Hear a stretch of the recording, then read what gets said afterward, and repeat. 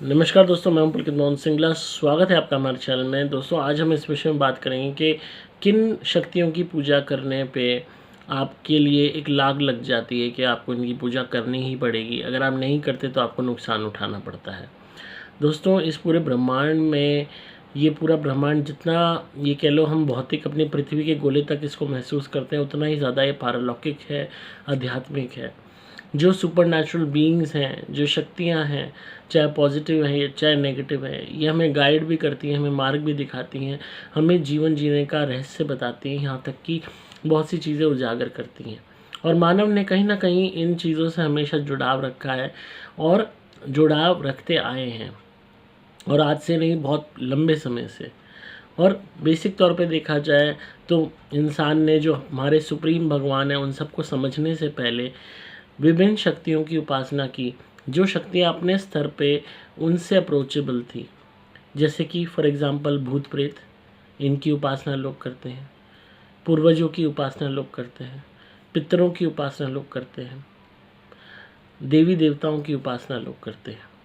अब इन सभी के अंदर पॉजिटिव शक्तियाँ भी हैं, नेगेटिव शक्तियाँ भी हैं। आपका कोई पूर्वज पॉजिटिव भी हो सकता है, नेगेटिव भी हो सकता है। आपका कोई पितर पॉजिटिव भी हो सकता है, नेगेटिव भी हो सकता है।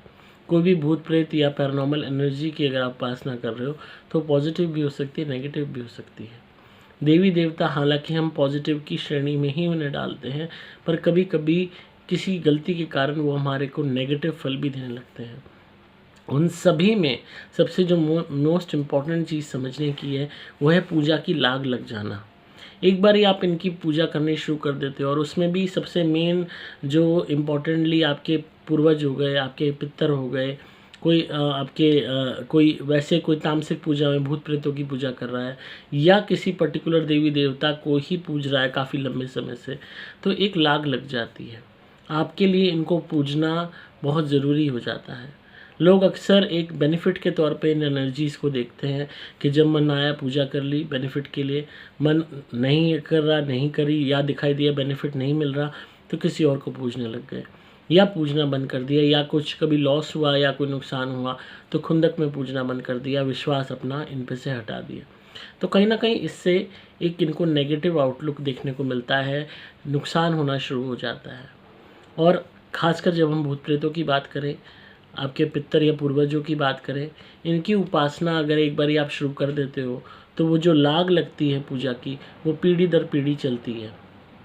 एक इंसान ने शुरू करी, उसके बाद अगर वो दोबारा नहीं करेगा तो नुकसान होगा, उसको भी होगा, उसके परिवार को भी होगा।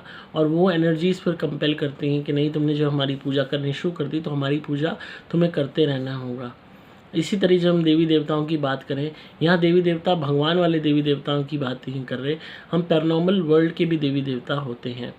ऐसी आत्माएं भी होती हैं जो उच्च बलि बन जाती हैं, या ऐसी आत्माएं होती हैं जिनमें पावर्स हो जाती हैं, जिन्हें देवी या देवता का पद मिल जाता है। वो अपने आप को कंपैरिजन करने लगती हैं सुप्रीम एनर्जीज़ के साथ, और किसी ना किसी स्थान पे बैठी हुई होती हैं। अक्सर उस स्थान पे लोग जगह बनवा देते हैं, उनको पूजना शुरू कर देते हैं किसी के कहने पे, और जब काम निकल गया या मन नहीं किया या बिज़ी स्केड्यूल हो गया या जो भी कह लो, अपना पूजा करना बंद कर देते हैं, और कहीं ना कहीं उससे नुकसान उठाना पड़ता है।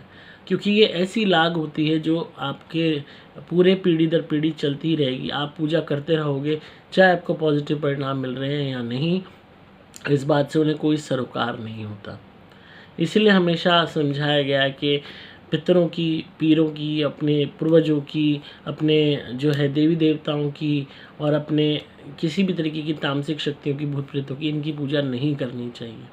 इससे बेटर तो आप नास्तिक भी रहो तो ज़्यादा बेटर है। क्योंकि अगर आप पूरे सच्चे मन से कंटिन्यूसली उनकी पूजा, उनका भोग नहीं कर पाए, या कभी कभार आपने किया, तो नुकसान इतना भारी पड़ जाता है कि जान पे भी बात बनाती है। तो ऐसे ही किसी के भी कहने पे किसी भी पर्टिकुलर एनर्जी को अपने घर में स्थान ना दे दीजिए। अपने बहुत लोग हैं फैक्ट्री में, घर में, दुकान में आला बनवा लेते हैं, वहाँ पे पूजना शुरू कर देते हैं। कई लोग हैं किसी और धर्म के हैं, किसी और धर्म की एनर्जी को स्थान दे के अपने यहाँ शुरू कर देते हैं पूजा। तो जब तक कि आपको पूर्णतः इस बात की कन्फर्मिटी ना हो कि आप रेगुलरली करेंगे और वो उसके प्रति डेडिकेटेड रहेंगे, तब तक आप इन चीज़ों को ना ही छेड़ें तो बेटर है। और उसके अलावा भी बहुत लोग सिर्फ फ़ायदे के लिए ही ऐसा करते हैं कि या तो हमारी दुकान ज़्यादा चल जाए, या फैक्ट्री ज़्यादा चल जाए, या घर में कोई नेगेटिविटी ना हो, घर ठीक रहे, या कोई अन्य चीज़। तो पर कभी कभी एनर्जीज़ ये फ़ायदा नहीं देती, ये सिर्फ उस स्थान को एंजॉय कर रही होती हैं। बस ये है कि आपको नुकसान दे रही थी, नुकसान देना बंद कर दिया, पर फ़ायदा भी कुछ नहीं दिया। पर इंसान इतना लालची होता है कि वो एक्सपेक्ट करता है कि अगर मैं 10 रुपये का प्रसाद भी चढ़ा रहा हूँ तो मुझे 10 लाख का फ़ायदा होना चाहिए। तो कहीं ना कहीं ये हम लोगों का इंसानी लालच ही है जो हमारे अंदर ऐसी फितरत पैदा करता है कि हम छोटी सी भक्ति, छोटी सी उपासना को करने में भी हमें आलस आता है। और कहीं ना कहीं हर चीज़ एनर्जीज देखती हैं, समझती हैं, मिनट में काम रोक देती हैं, मिनट में बर्बाद कर देती हैं, मिनट में हत्या तक कर देती हैं घर के मेंबर्स की। तो हमेशा इस बात का ध्यान रखें, पहली चीज़ तो तामसिक शक्तियों को कभी नहीं छेड़ना चाहिए, कभी भी भूत प्रेतों की उपासना नहीं करनी चाहिए। कभी भी आप अपने पितर की उपासना भी उसकी कर सकते हैं जो आपके प्रति अच्छे थे, और जिनमें भी आप रेगुलरली जिनका कर सको। और कहीं ना कहीं आपको पास्ट में भी दिखाई देता हो कि आपके पितर आपको संकेत देते हैं, मदद करते हैं, हेल्प करते हैं, आपके प्रति हमेशा सपनों के माध्यम से आपको गाइड करते हैं, तब आप कर सकते हैं। पीरों की बात करें तो नहीं करनी चाहिए। पितरों में भी अगर कोई पितर बुरा है, या आपको लग रहा है कि उस पितर का एक नेगेटिव वो आ रहा है, या पितर के कारण आपको नुकसान हो रहा है, तब उपासना आप ना करें। पर अगर पितर गाइड कर रहा है, बचा रहा है आपको, आपको ऐसा महसूस होता है, तो उनकी उपासना करें, उनके निमित्त रेगुलर जोत बत्ती दान ज़रूर करें। और अदरवाइज़ रोज़मर्रा में आप नहीं कर सकते, या आपकी आपकी अपनी औलाद आज के टाइप की है जैसे आज के ज़माने के बच्चे नहीं करते, तब ना छेड़ें। क्योंकि आप तो करके चले गए, पर आगे आगे आगे वाली संतान ने नहीं किया तो दिक्कत होगी। इसी तरीके से देवी देवता में भी अगर हम पारलौकिक दुनिया के देवी देवता की बात करें, भौतिक दुनिया में हम ईश्वर से जुड़े हुए देवी देवताओं की भी बात करें, लोग पर्टिकुलर किसी देवी देवता को पकड़ लेते हैं, उनके अपने नियम होते हैं, उनकी अपनी वे ऑफ मेथड ऑफ पूजा होते हैं, और लोग अक्सर स्विच करते रहते हैं एक देवी देवता से दूसरा, दूसरे से तीसरा। इससे भी ये एनर्जीज रुष्ट होती हैं, क्योंकि ये सभी एनर्जीज होती हैं, इनके अंदर भी इमोशंस होते हैं, और कहीं ना कहीं इन्हीं में से डिराइव होकर वो शक्तियाँ, वो इमोशंस, वो भावनाएं, वो कॉन्शियसनेस हमारे अंदर आई भी है। तो सुप्रीम भंडार ये हैं जिसमें से एक छोटा सा अंश हम आए हुए हैं। तो हमसे ज़्यादा डीपली ये चीज़ों को फील कर सकते हैं, समझ सकते हैं, क्योंकि इन्होंने हम एक तरीके से मतलब एक पूरा कंप्लीट ओपन ब्लूप्रिंट है इनके आगे। तो अगर हम एक फ़ायदे के लिए जस्ट फॉर फन या जस्ट फॉर क्यूरोसिटी किसी भी शक्ति को पूज रहे हैं, और एकदम से स्विच कर दिया, आप नई को पूजने लगो, नई देवी देवता को पूजने लगो, तो कहीं ना कहीं दोनों ही देवी देवताओं की कृपा नहीं आएगी, उल्टा आपको नुकसान उठाना पड़ेगा। इसके अलावा इस बात का ध्यान रखें, कभी भी आप नॉनवेज को शामिल ना करें अपनी डाइट में। अगर आप मीट, मांस, अंडा, शराब, मछली का सेवन करते हैं, या आपके घर में शराब पी जाती है आपके पिताजी द्वारा, दादाजी द्वारा, या घर के भाइयों द्वारा, या घर में और जने मीट मांस खाते हैं, या घर के बच्चे बाहर जाके मीट मांस खाते हैं, चाहे बॉडी बनाने के लिए, चाहे शौक के लिए, या कभी कभार मीट मांस भी बनता है, तो भी आपको नुकसान उठाना पड़ेगा। और इतना नुकसान लोगों को मैंने उठाते देखा है, पूरे घर के घर बर्बाद हो जाते हैं। इसलिए हमेशा समझाते हैं मीट, मांस, अंडा, शराब, मछली मत खाओ, घर में बार मत खोलो। लोग घर में बाहर से यार दोस्त बुला के घर को बार का अड्डा बना देते हैं, शराब पीते हैं, दूसरों को पिलाते हैं। तो उससे जो आपकी जितनी भी आप किसी भी शक्ति की उपासना करते हो, तो उसमें बैरियर पैदा हो जाता है, रुकावटें पैदा हो जाती है उनकी कृपा में, और कहीं ना कहीं वो फिर रुष्ट होने लगती हैं, क्योंकि ये बहुत पवित्र होती हैं। ये किसी भी तरीके से इस तरीके की तामसिक वो नहीं चाहती हिंड्रेंस, इस तरीके इसको एक गंदगी मानती हैं, जो गंदगी इंसान खाता है, पीता है। तो इसीलिए अपने आप को पहले पूर्णतः तैयार करो कि आप के अंदर इतनी वो है कि आप इनको डेडिकेटेडली इनकी पूजा उपासना कर सकते हो, तो ही इनको छेड़ो। अदरवाइज़ आपको सिर्फ़ और सिर्फ नुकसान उठाना पड़ेगा, आगे की पीढ़ी को भी उठाना पड़ेगा।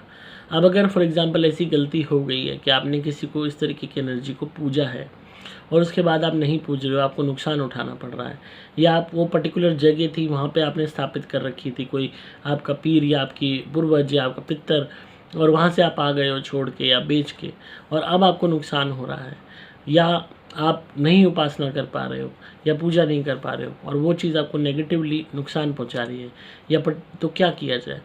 पहली चीज़ तो हम जो धुनी देते हैं सुपर प्लैटिनम, वो रेगुलरली आपको घर में जलानी होगी। एक आपको प्रोटेक्शन के लिए कवच देंगे, वो आपको पहनना होगा।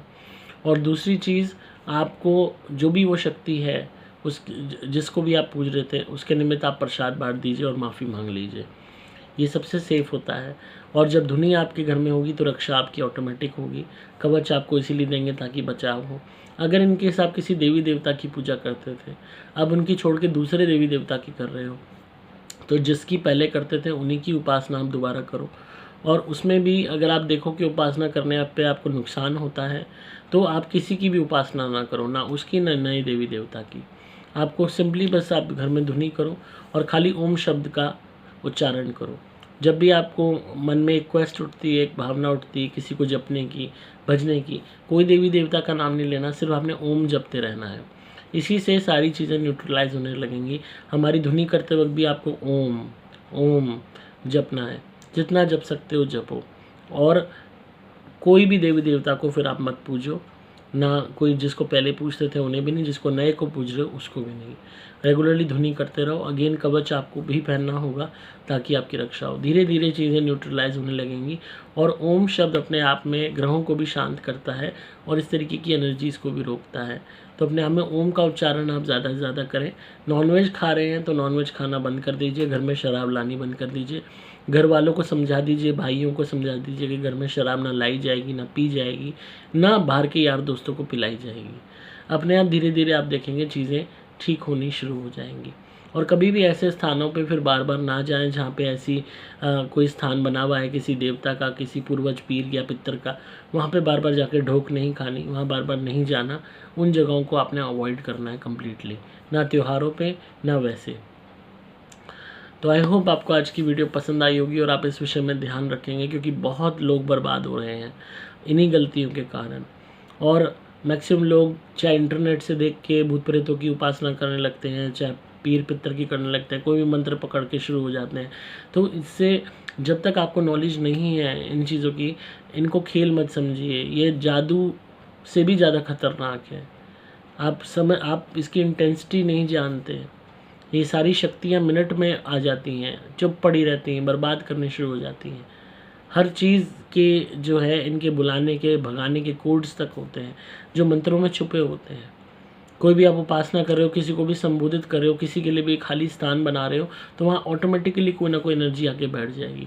लोग अक्सर घर के अपने मरे हुए परिजनों की भी मूर्ति स्थापित करके उनका स्थान बना देते हैं, तो उसमें उन आपके परिजन की आत्मा आए ना आए, बाकी भूत प्रेत भी आके बैठ जाते हैं। वहाँ आपने उपासना करनी शुरू करी, बाद में बंद कर दी, वही एनर्जीज़ आपको आपका पितर क्लेम करके फिर नुकसान देने लगती हैं। तो कोई भी चीज़ शुरू करने से पहले किसी से पहले गाइडेंस लीजिए जो इन चीज़ों की नॉलेज रखता हो, चाहे मेरे से लीजिए चाहे किसी से भी लीजिए, पर शुरू तभी कीजिए। एब्रप्ट नॉलेज के साथ, हाफ नॉलेज के साथ, इंटरनेट की नॉलेज के साथ मत शुरू कीजिए। ऐसा करने पे सिर्फ बर्बादी हासिल होगी। इतने हम केसेस देखते हैं, हैरानी होती है, लोगों ने ऐसी ऐसी बेवकूफ़ियाँ कर रखी खुद से ही और अपने आप को कम्प्लीटली बर्बाद कर रखा है। तो इसलिए थोड़ा सा अपने आप को सजग करिए। अगर आप धुनी मंगाना चाहते हैं या प्रोटेक्शन के लिए कवच चाहते हैं तो आपको सिंपली मोबाइल नंबर 8130331007 पे व्हाट्सएप मैसेज करना होगा। डिस्क्रिप्शन में आपको सभी डिटेल्स मिल जाएंगी। मैं हूं आपका दोस्त पुलकित मोहन सिंगला।